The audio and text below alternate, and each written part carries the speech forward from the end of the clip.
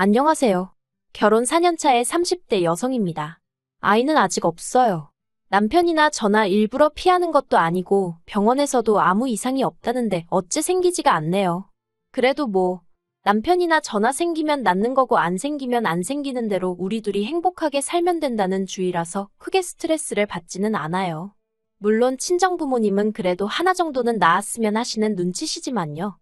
근데 오늘 제가 그 이야기를 하러 온 건 아니고요. 개념 없는 시댁 식구들 흉을 좀 보러 왔네요. 제가 시동생과 동서에게 반감을 갖게 된 이야기를 하려면 일단 제 결혼 생활부터 이야기를 해야 할 것 같습니다. 남편과는 대학교에서 선후배 사이로 알게 되었어요. 하지만 처음부터 가깝게 지냈던 것은 아니고 졸업을 앞두고 취업 스터디를 하면서 본격적으로 가까워졌네요. 지금의 회사에 합격하기 전까지 정말 무수히 많은 탈락의 고배를 마셨는데 그때마다 저한테 할 수 있다고 기죽지 말라고 힘을 준 사람이 지금의 남편이었거든요. 이후로 남편은 남편대로 저는 저대로 취업에 성공했고 어느 정도 회사 생활에 적응을 하고 나서는 진지하게 사귀기 시작했습니다. 어느 다른 연인들처럼 울고 웃으며 추억을 만들어갔지요. 그렇게 5년을 만났을 때 남편이 먼저 결혼 이야기를 꺼내더라고요. 이 정도면 우리 서로 알건 다 알지 않냐면서 이제 한 집에서 살자는 투박한 프로포즈였어요. 그런데 남편에게 프로포즈를 받고 처음 시댁에 인사를 드리러 간 날이었습니다. 여담이지만 결혼 이야기가 나오기 전에는 한 번도 시부모님을 만나뵌 적이 없어요. 남편이 자리를 만들지도 않았고 제가 먼저 뵙고 싶다고 한 적도 없었거든요. 그래서 처음 인사를 드리러 가는 자리가 무척 긴장이 되더라고요. 그런데 제가 인사를 드리러 간 날, 집에는 생각지도 못한 손님이 와 있었습니다. 그건 바로 시동생의 여자친구, 그러니까 지금의 동서였지요. 동서는 시동생과 연애를 시작한 이후로 곧잘 시댁에 드나들고 있었고, 저도 그 사실은 남편에게 들어서 알고는 있었어요. 하지만 뭐랄까, 제가 인사를 드리러 가는 날까지 동서가 그 자리에 와 있을 이유가 있나 싶더라고요. 엄밀히 말하면 당시에는 시댁 식구도 아니었으니까요. 하지만 제 그런 생각과는 별개로 어머님 아버님과 저와 남편이 테이블을 가운데 놓고 둘러앉았는데 시동생과 동서도 자연스레 합석을 하대요. 제가 남편에게 슬쩍 동서는 어디 다른데 가 있으라고 하면 좋겠다고 눈치를 줬습니다. 하지만 남편도 상황이 여의치가 않은지 말할 타이밍을 못 잡더라고요.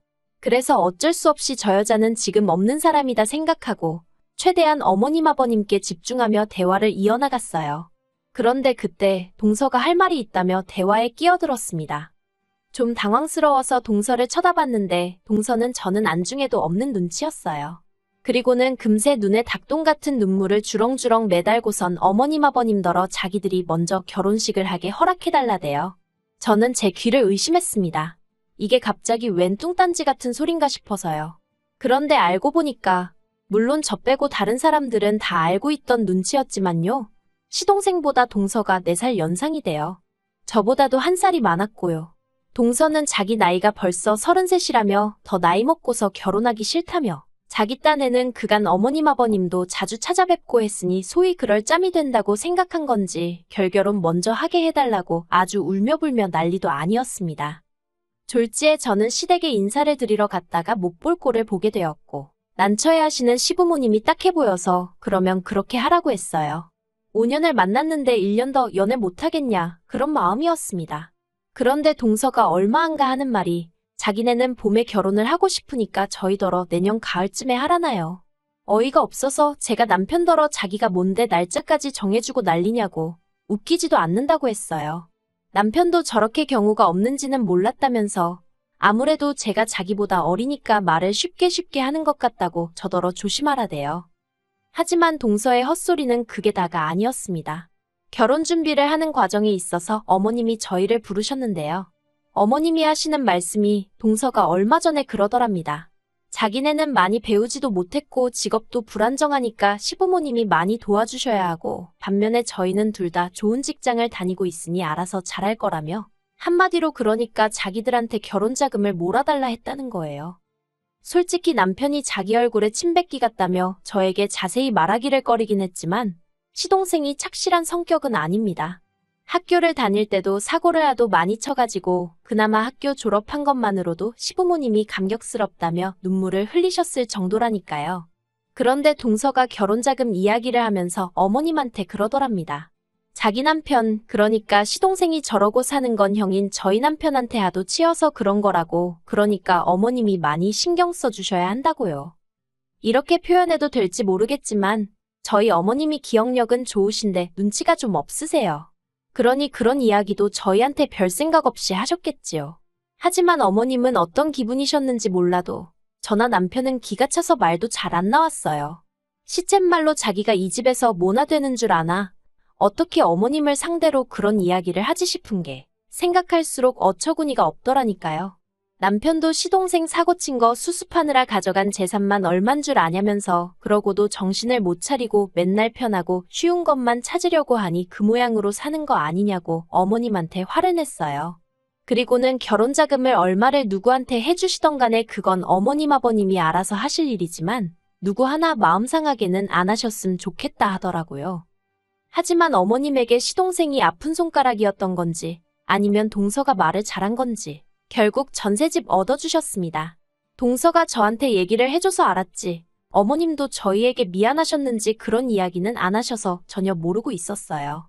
그리고 저는 그때만 하더라도 남편이 어머님한테 해놓은 말도 있고 하니 저희도 결혼할 때 비슷하게 해주시려나 그런 기대가 약간은 있었네요.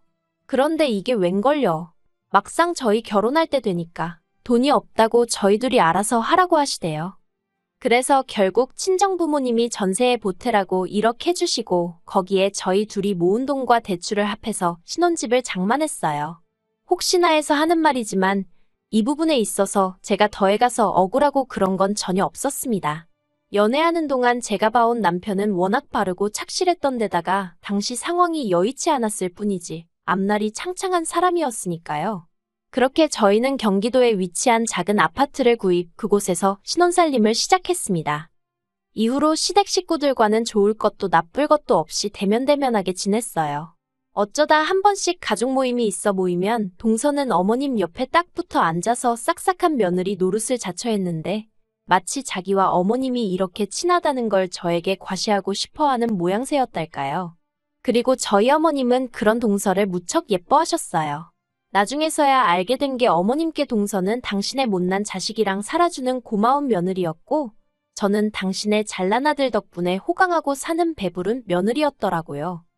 그러다 지금으로부터 약 2년 전이었어요. 시동생이 가게를 차리고 싶다고 어머님께 이야기를 했다더라고요. 그런데 가게를 뭐 공짜로 차리나요? 돈이 있어야 차리지. 그러니까 한마디로 어머님 떨어 돈을 해달라는 얘기였던 거예요.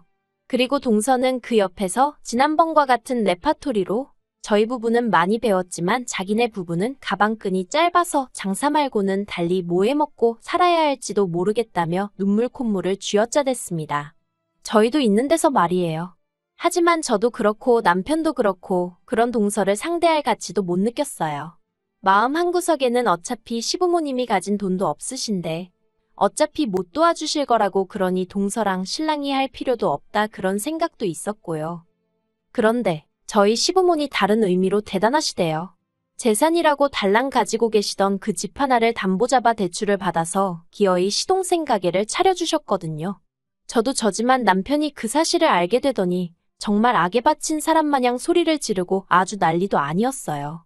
그도 그럴 것이 어머님 아버님 두 분 다 수입도 일정치 않으셨고 그렇다 보니 아예 모른 척 할 수가 없어서 저희가 매달 용돈으로 50만 원씩 드리고 있었거든요. 남편은 저희 친정에는 못 드리고 시댁에만 드리는 상황에 있어서 저에게 늘 미안해하던 중이었고요. 시부모님하고 연을 끊겠다는 남편을 제가 뭐에 씌었었는지 그러면 안 된다고 말렸습니다. 그래도 자식돌이는 하고 살아야 하지 않겠냐고 남편을 설득했지요. 지금 생각하면 제가 제 발등 찍은 게 맞아요. 하지만 그때는 그래도 그렇게 중간에서 중재를 하는 것이 제 역할이라고 생각했거든요. 그래서 제 덕분이라고 해야 할지 아무튼 시부모님하고 전보다 더 대면대면하긴 했지만 얼굴은 보고 살았어요. 한편 시동생이 차린 가게는 핸드폰 가게였는데 처음에는 그래도 오픈빨이라고 해야 할지 장사가 그럭저럭 되는 것 같더라고요. 저는 말은 안 했지만 저 때 방심하지 말고 더 열심히 해야 할 텐데 하고 생각했어요. 하지만 뭐 세상사가 제 뜻대로 되는 적이 있던가요? 몇 달 가게가 장사가 좀 된다 싶었는지 시동생이 차를 뽑았더라고요. 국산이긴 했지만 그래도 4천이 넘는 세단으로요. 게다가 가족끼리 밥 먹는 자리에 동서도 명품백을 척하니 메고 나왔대요.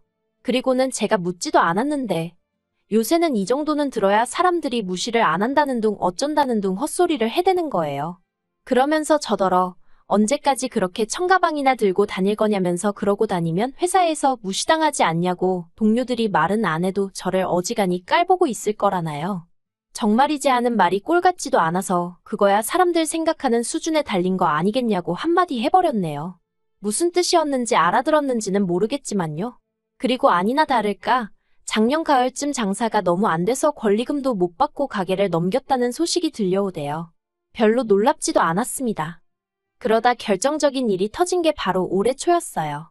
그날은 원래 친정부모님과 저희 부부 이렇게 넷이 여행을 가려던 날이었는데 이른 아침부터 어머님이 급하게 저희 부부를 찾으시대요. 그래서 여행을 미루고 시댁에 가게 되었습니다. 가는 내내 저는 저대로 친정부모님께 미안해서 마음이 안 좋았고 남편은 정초부터 부르는 게 심상치가 않다며 기분이 가라앉아 있었어요. 그리고 노래 가사처럼 슬픈 애감은 틀리지가 않대요.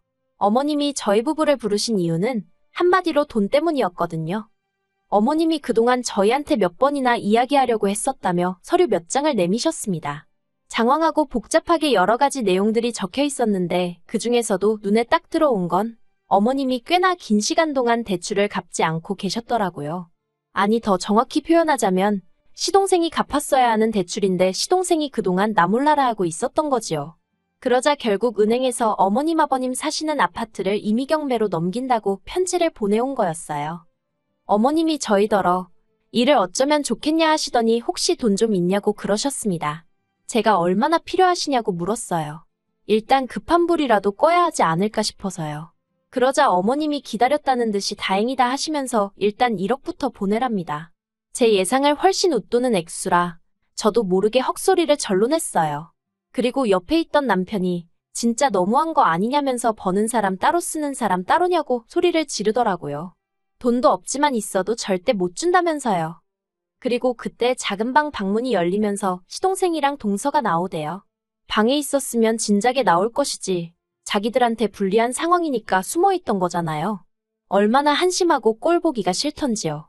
제가 시동생더러 차는 팔았냐고 물었습니다. 그랬더니 차는 못 판답니다.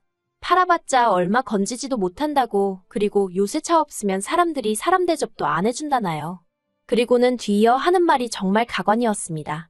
자기는 어머님 떨어 돈을 해달라고 했지 대출을 받으라고 한 적은 없다면서 억울하다는 거예요. 듣다 못한 남편이 결국 화를 주체하지 못하고 네가 사람이냐면서 시동생을 때렸습니다. 한 대 맞고 나자빠진 시동생이 아프긴 한지 지턱을 부여잡고는 어머님더러 진짜 이게 뭐냐면서 그깟 돈 몇 푼 때문에 자기가 이렇게 맞아야 되냐고 아주 악을 쓰는 거예요. 어머님한테 막무가내로 대드는 시동생을 보고 있으니 그동안에도 못난 사람인 건 알고 있었는데 정말 한심하더군요. 그리고 그런 상황에서 어머님은 그런 시동생에게 한마디 따끔하게 하는 대신 저희 남편더러 동생을 때리면 어떡하냐셨어요. 결국 보다 못한 제가 어머님더러 어머님도 정말 너무하신 거 아니냐고 한마디 했네요. 저희 남편 그러니까 어머님 큰아들이 상처받을 건 안중에도 없으신 거냐고요. 그러자 이번엔 동서까지 나서서는 저더러 야 너 그러더니 나이도 어린 게 어디서 나서고 난리냐입니다. 그리고는 저더러 남편 단속 똑바로 하라면서 아무리 형이라고 동생을 때리면 되냐고 그러면서 너네 돈 많냐더니 자기가 저희 부부를 고소할 거라면서 콩밥 먹을 준비나 하라나요.